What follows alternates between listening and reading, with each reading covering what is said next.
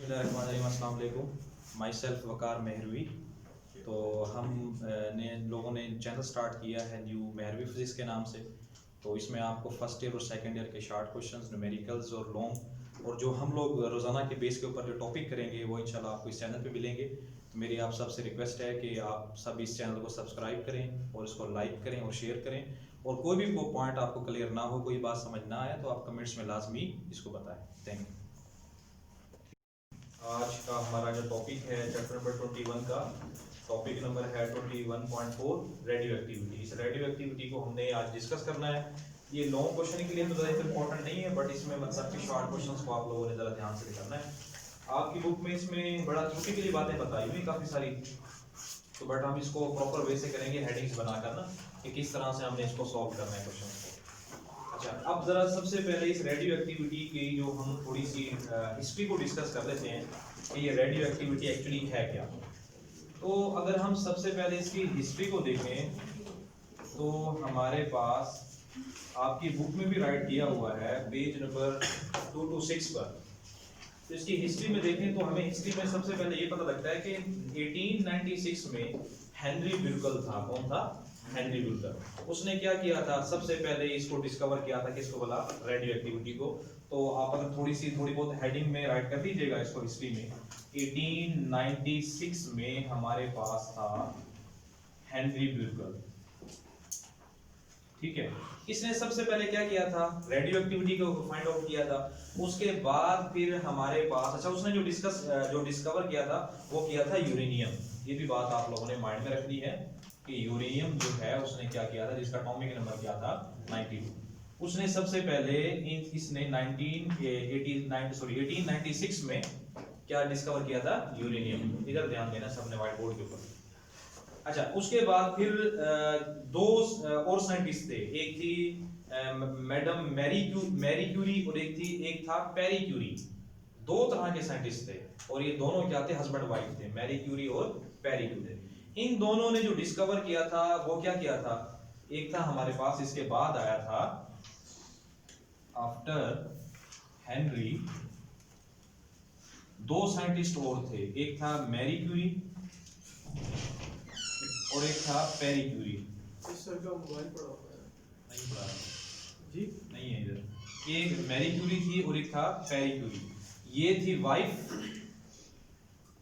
ठीक है, और ये क्या था? इसका हस्बैंड। इन दोनों ने दो डिस्कवर किए थे रेडियो एक्टिव एलिमेंट। एक था पोलोनियम और एक था रेडियम। ये आपकी बुक में दिया हुआ भाई, सारी बातें दी हुई हैं। पोलोनियम प्लस रेडियम, इसने ये दो चीजें क्या की थी? इन दोनों ने ये डिस्कवर की। अब हम ये देखते हैं कि जो रेडियो एक्टिविटी है, उस रेडियो एक्टिविटी में ये रेडियो एक्टिविटी जो डिस्कवर तो हो गई थी, लेकिन वो कौन से एलिमेंट होंगे जो रेडियो एक्टिविटी को शो करते हैं, यानी रेडियो एक्टिविटी वाला प्रोसेस को शो करते हैं, वो कौन से हैं? ये भी आपकी बुक के अंदर गिवन है। अगर आप पहला पैराग्राफ की सेकंड लाइन में देखें तो यहां पर मैं रीड भी कर देता हूं। It has been observe that those elements whose charge number Z is greater than 82।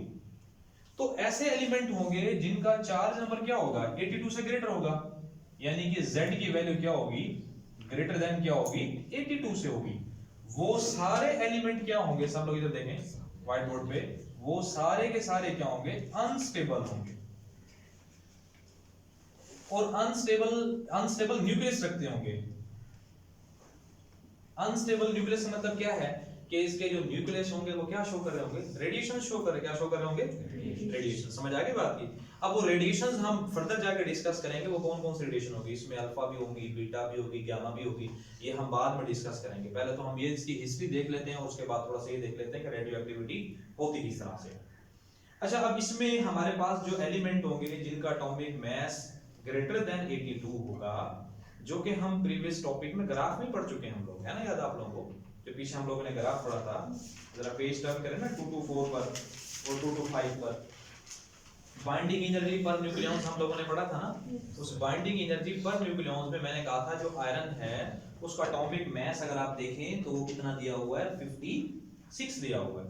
लेकिन आप लास्ट वाला यूरेनियम देखें तो उसका एटॉमिक मास यहाँ दिया हुआ है 238 दिया हुआ है, तो जाहिर सी बात है यूरेनियम का मास जो है वो ग्रेटर देन 82 है और उसका आयरन का मास क्या है, लेस देन 82 है। तो आयरन क्या करेगा, स्टेबल एलिमेंट होगा, ये क्या करेगा, रेडिएशंस एमिट नहीं करेगा, लेकिन जो यूरेनियम है वो क्या करेगा, रेडिएशंस को एमिट करेगा। ये मैं आपको प्रीवियस टॉपिक में ये बात बता चुका हूं। अच्छा, इसमें हमारे पास जो रेडिएशंस होंगी आप उसके बारे में हम डिस्कस कर लेते हैं कि वो रेडिएशंस कैसी होंगी।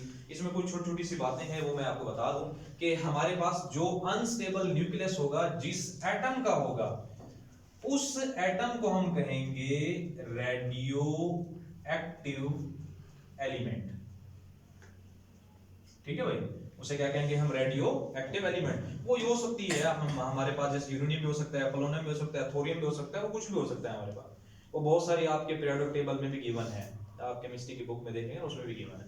अच्छा, उसके अलावा ये जो हमारे पास ये एटम्स या एलिमेंट जो रेडिएशंस छोड़ेंगे, जो रेडिएशंस को रिलीज करेंगे, वो कितने तरह की होंगी, 3 तरह की, अल्फा, बीटा और क्या होगी, गामा। ये 3 तरह की रेडिएशंस होंगी, बात समझ रहे हैं, 3 तरह की रेडिएशंस होंगी, 3 तरह की। अब वो जो 3 तरह की रेडिएशंस हैं, इस प्रोसेस का नेम क्या होगा, ये जो रेडिएशन छोड़ने का जो प्रोसेस होगा ना, हाँ जी, उसे हम कहेंगे रेडियो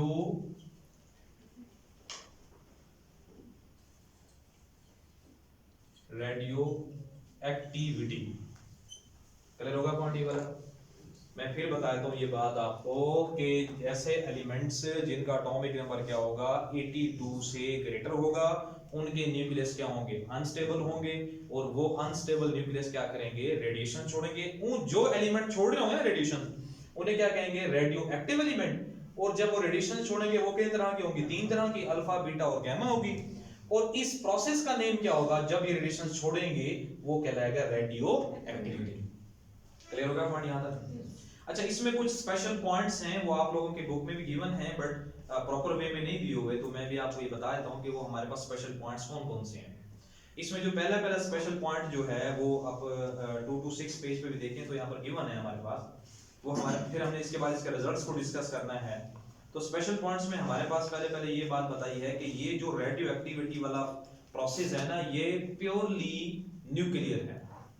क्या है पहला ये क्या है पॉइंट, कि ये radio activity is a purely nuclear phenomena. अब इस पॉइंट्स को जरा माइंड में रखिए, क्योंकि ये जो मैं आपको पॉइंट्स बता रहा हूं ना, इंपॉर्टेंट पॉइंट जो हैं ये आप लोगों ने माइंड में रखने हैं। इन्हें आप की पॉइंट्स भी कह सकते हैं आप इन्हें। तो वो इंपॉर्टेंट पॉइंट्स हैं। पहला जिसमें पॉइंट बताया हुआ वो ये बताया हुआ है कि जो रेडियो एक्टिविटी वाला प्रोसेस है, एक्टिविटी प्रोसेस जो है वो हमारे पास क्या है, प्योरली क्या होगा, न्यूक्लियर फिनोमेना है।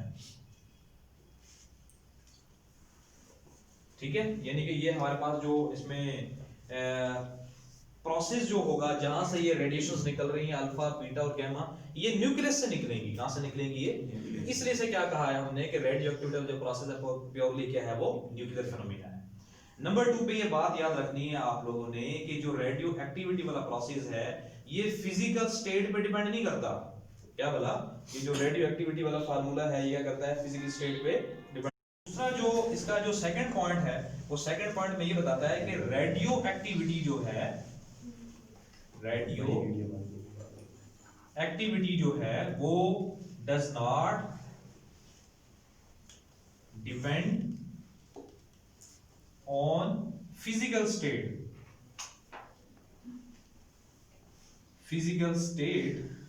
Of a material.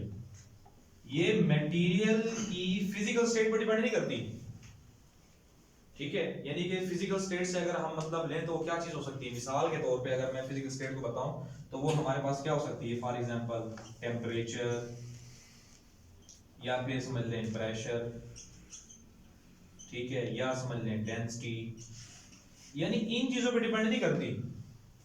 मिसाल के तौर पे किसी का प्रेशर कम कर दें, ज्यादा कर दें, टेम्परेचर बढ़ा दें, कम कर दें, या किसी की डेंसिटी कम हो ज्यादा हो, तो ये रेडियो एक्टिविटी इस पर डिपेंड नहीं करती।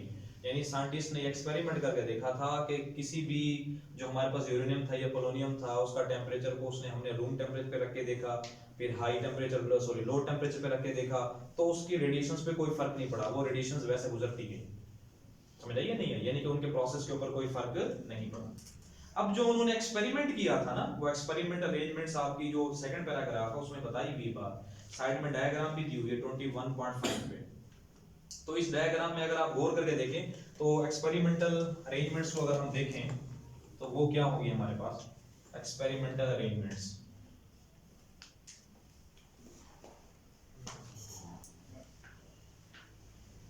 एक्सपेरिमेंटल अरेंजमेंट्स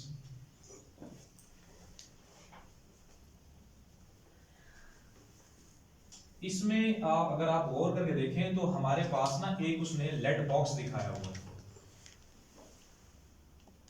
बुक में भी डायग्राम बना के दिखाई हुई है कि इस लेड बॉक्स में उसने एक किसी भी किसको रखा हुआ है, सोर्स को रखा हुआ है। सोर्स से मींस क्या लेंगे आप, सोर्स से मींस है कि वो रेडियो एक्टिव एलिमेंट रखा हुआ है, पोलोनियम थोरियम में कोई चीज भी उसने रखी हुई है, ठीक है। अब उसने यहां पर ये क्या रख दिया जी, कोई सोर्स एलिमेंट रख दिया, ठीक है, जिसे मैं S कह रहा हूं। अच्छा, ये लेड का इसलिए बनाया हुआ है ताकि यहां पर हमारे पास जो रेडिएशंस निकलेंगी ना इससे, वो स्ट्रेट लाइन में जाए, यानी कि इधर उधर नहीं जाएंगी, यानी कि ये रेडिएशंस यहां से निकलती हैं। और वो मैंने आपको कितना क्या बताया था, 3 तरह की रेडिएशंस निकल रही है, ये भी मैं आपको बात बताऊंगा कि ये ही क्यों निकल रही होती हैं और ये किस तरह से निकलती है, नेक्स्ट टॉपिक में हमारे पास आएगा। तो ये रेडिएशंस जो 3 तरह की रेडिएशंस निकल रही हैं, उसके साथ फिर उसने ना क्या किया हुआ है, नंबर 2 पे आपको एक और बात बताई हुई है कि यहां पर उसने 2 मेटल प्लेट्स लगाई हुई हैं, ठीक है जी। 2 मेटल प्लेट्स में एक को पॉजिटिव दिया हुआ है और एक को क्या दिया हुआ है, सप्लाई नेगेटिव।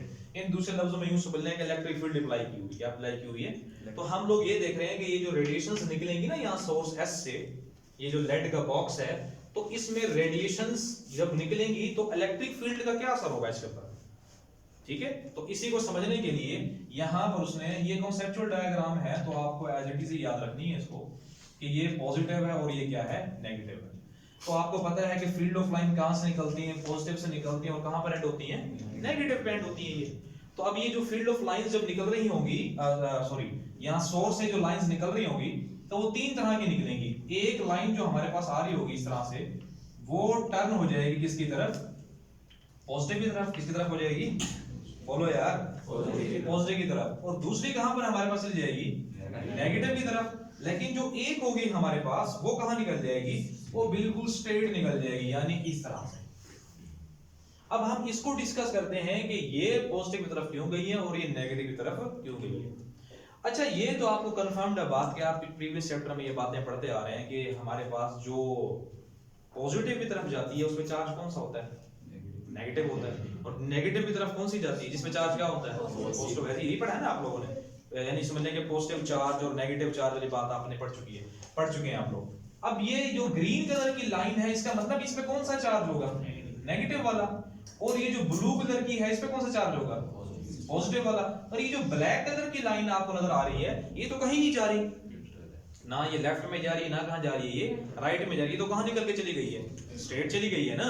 जब ये स्ट्रेट चली गई इसका मतलब इस पर तो कोई चार्ज है ही नहीं। तो अब हम देखते हैं कि ये जो इस तरफ गई है, ये नेगेटिव वाली, इसका नेम है बीटा। ये बीटा क्यों है, फर्दर टॉपिक में आएगी बात। ये हमारे पास है पॉजिटिव, इसका मतलब ये क्या होगा, अल्फा। और फिर ये वाली कौन सी होगी, ये होगी गामा रेज होगी। समझ आ गई बात की। तो इससे हमें ये पता लगा कि जो अल्फा पार्टिकल्स हैं वो एक्चुअल में पॉजिटिव चार्ज रखते हैं, और जो जो बीटा पार्टिकल्स हैं वो कौन से चार्ज रखते हैं, नेगेटिव रखते हैं। और जो हमारे पास गामा रेज हैं या गामा पार्टिकल्स हैं वो क्या रखते हैं, कोई भी चार्ज नहीं रखते, यूं समझ लें कि न्यूट्रल होते हैं। क्लियर हो गया पॉइंट ये वाला। तो इस एक्सपेरिमेंट जो आपकी बुक में डायग्राम 21.5 बताई है, उसमें यही बातें उसने सारी बताई हैं। तो इनको जरा आप लोगों ने गौर से एक बार रीड कर लेना है, ठीक है, ताकि ये आप लोगों को क्लियर हो जाए। उसके बाद ये जो हमने अपना एक्सपेरिमेंट अरेंजमेंट्स को और इस एक्सपेरिमेंट को देख लिया, उसके बाद हम लोगों ने ये जो रिजल्ट्स हैं वो रिजल्ट्स कौन कौन से हमने देखे। ये रिजल्ट मैं आपको बता चुका हूं, रिजल्ट्स आप लोगों को मैं पहले ही बता चुका हूं कि वो रिजल्ट्स कौन कौन से हैं। एक तो ये है कि ये 3 टाइप्स की रेडिएशंस निकलेंगे। पहला पॉइंट ये है कि 3 टाइप्स की रेडिएशंस होंगी। पहला पॉइंट तो ये है। उसके बाद जो सेकंड पॉइंट है उसमें हमारे पास होगा कि क्या होगा, डिफरेंट क्या होगा, चार्जेस होंगे इन रेडिएशंस के। ये जो हमारे पास रेडिएशंस होंगी इन पे डिफरेंट तरह के चार्जेस होंगे हमारे पास। अच्छा, सेम चार्जेस नहीं होंगे, ठीक है ना। ये आप बेशक हेडिंग दे दें, पेज नंबर 226 पे लास्ट पैराग्राफ है ना, यहाँ पर बेशक आप हेडिंग दे दें तो दे सकते हैं कि ये जो है रिजल्ट्स की हेडिंग दे दें। बेशक यहाँ पर सब लोग हेडिंग दे दें इसको, पेज नंबर 226 पर लास्ट पैराग्राफ पे यहाँ पे हेडिंग, ये हमने ऊपर एक्सपेरिमेंट किया था इससे पहले वाला पैराग्राफ में, उसके बाद क्या दिया हुआ है ये यहाँ पे हेडिंग दे दें। अच्छा, उसके बाद पहला पॉइंट हमने क्या लिखा कि ये नॉट अलाइक होंगी, मतलब एक जैसी नहीं होंगी, और ये क्या करेंगी, बेंड्स करेंगी टूवर्ड्स। अच्छा, जो डिफरेंट चार्ज रखती होंगी तो इसमें हम लोग एक और चीज भी देख लेते हैं, क्या बोला कि जो टूवर्ड्स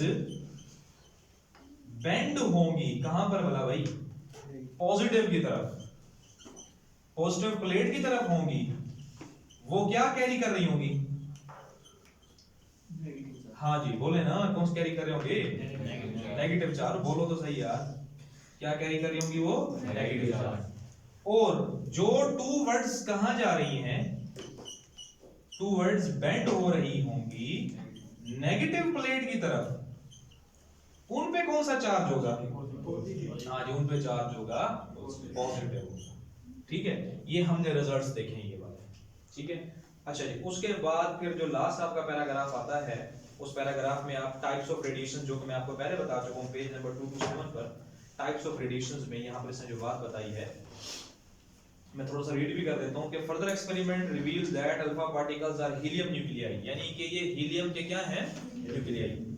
और हीलियम का न्यूक्लियाई का मतलब क्या है कि इसका एटॉमिक मास कितना होता है, 4, एटॉमिक नंबर कितना होता है, 2।